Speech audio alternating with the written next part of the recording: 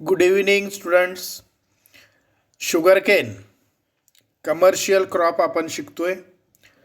त्यामधील जो पुढील भाग आहे हार्वेस्टिंग अँड यील्ड, तर यामध्ये आपण harvesting of sugarcane, yield of the sugarcane, त्यानंतर पेस्ट ऑफ शुगरकेन या गोष्टी शिकणार आहोत. तर सुरुवातीला harvesting of sugarcane crop. Harvesting हे हेडिंग तुम्ही आत्तापर्यंत अनेक क्रॉपमध्ये पाहिलं. त्याच्यामध्ये आपण नेहमीप्रमाणे दोन भाग करतो. एक सायन्स ऑफ मॅच्युरिटी, म्हणजे ऊस पक्व झालेला आहे, तो मॅच्युअर झालेला आहे, हे आपल्याला ओळखता आलं पाहिजे. आणि त्यानंतर ॲक्च्युअल हार्वेस्टिंग, तुम्ही ॲक्च्युअल हार्वेस्टिंग कसं करता, आणि त्या पुढील भाग मग यील्ड पर हेक्टर. तर इथं शुगरकेनचं जे हार्वेस्टिंग आहे ते साधारणतः याप्रमाणे आहे. The sugarcane is said to be mature when the sucrose concentration goes above 16% and the purity of juice is more than 85%. तर त्याच्यामध्ये जे सुक्रोज असतं तर त्याचं पर्सेंटेज साधारणतः 16% पुढे, आणि रसाची शुद्धता प्युरिटी ऑफ ज्यूस हे 85% असावी लागते. आणि ते आपल्याला रिफ्रॅक्ट्रोमीटर वापरून ते शुगर पर्सेंटेज वगैरे काढता येतं. त्याच्यानंतर signs of maturity. First, general yellowish colour of the whole crop. Wheat असेल, ग्राउंडनट असेल, सोयाबीन असेल, पॅडी असेल, आपण कॉमन साइन ऑफ मॅच्युरिटी आहे. मॅच्युरिटीला कोणतंही क्रॉप ड्राय होतं किंवा येलो होतं, पांढरट पिवळसर कलर त्याला येतो. General yellowish colour of the whole crop. Metallic sound of the sugar cane after being tapped by hand. आपण जर त्या ऊसाच्या पेऱ्यावरती टॅपिंग केलं बोटानी तर तो मेटॅलिक साऊंड येतो. ही ढोबळ मानाने दिलेली साईन ऑफ मॅच्युरिटी आहे. याला शास्त्रीय आधार असा काही नाही आहे, पण मेटॅलिक साऊंड येतो. Breaking of cane at the node after being pressed. आपण जर प्रेस केला तो शुगर केन तर तो काडकन मोडतो आणि त्याचे दोन भाग होतात मॅच्युरिटीला. आणि जर इमॅच्युअर असेल तर मात्र ऊस पिचकतो, दोन भाग होत नाहीत त्याचे.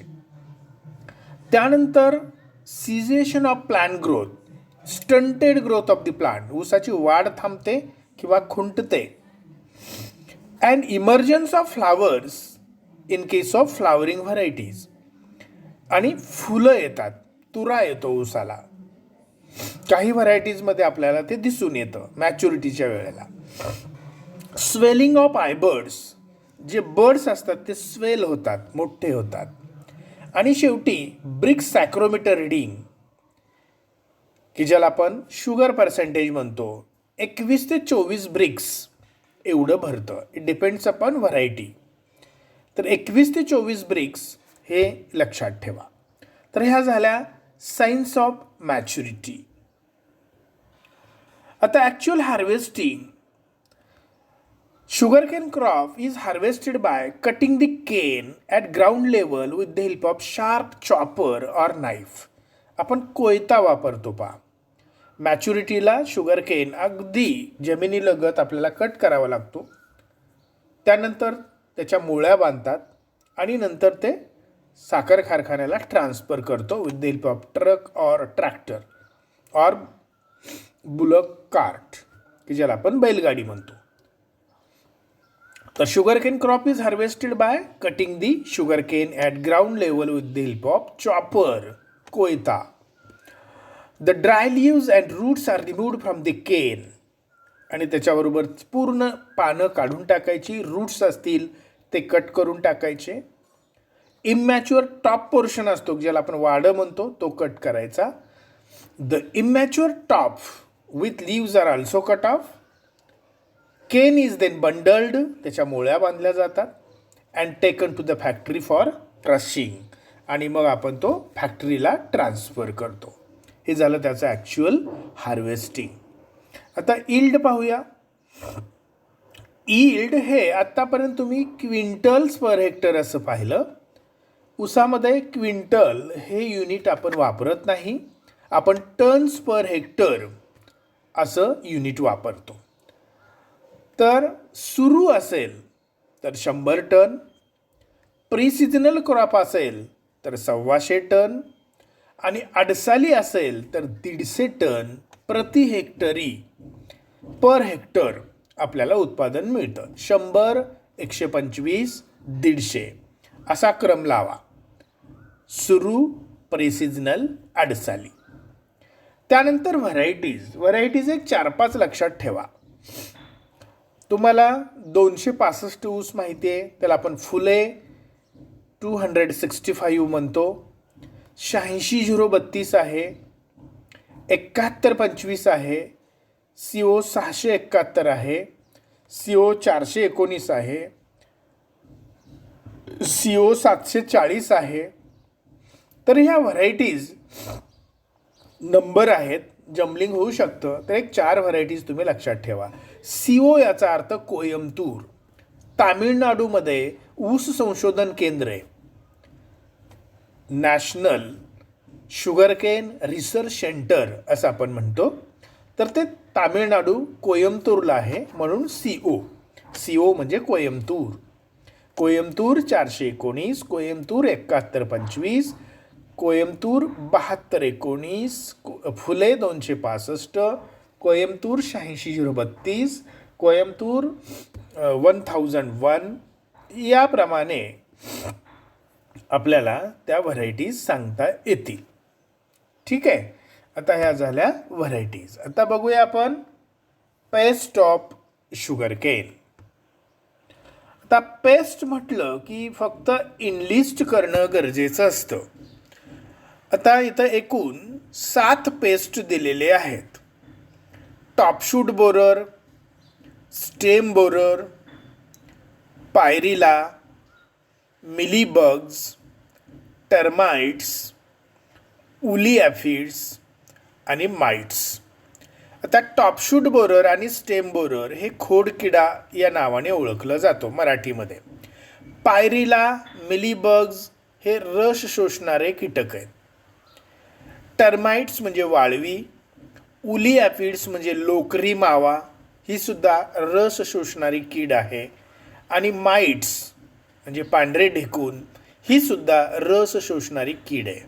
तर पायरिला याला तुम्ही स्टार करा, हे विचारलं जाऊ शकतं. पायरिला कशाची पेस्ट आहे, तर ती शुगरकेनची आहे.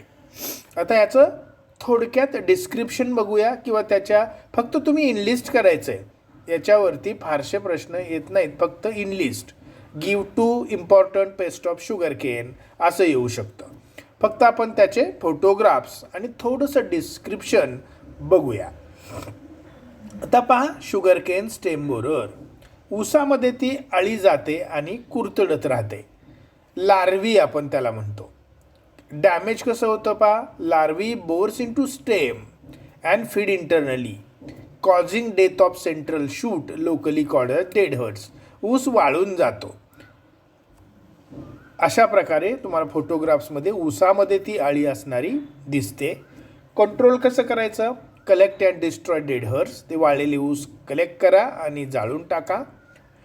Release egg larval parasite trichogramma, एक पॅरासाईट आहे या अळीवरती उपजीविका करणारा. तो एग लार्वल पॅरासाईट तुम्ही त्या परिसरामध्ये सोडा, ट्रायकोग्रामा नावाचा.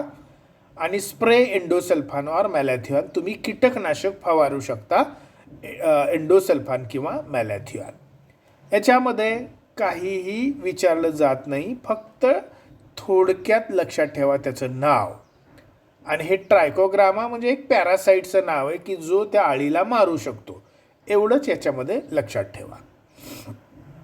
दुसरी पेस्ट आहे पायरिला.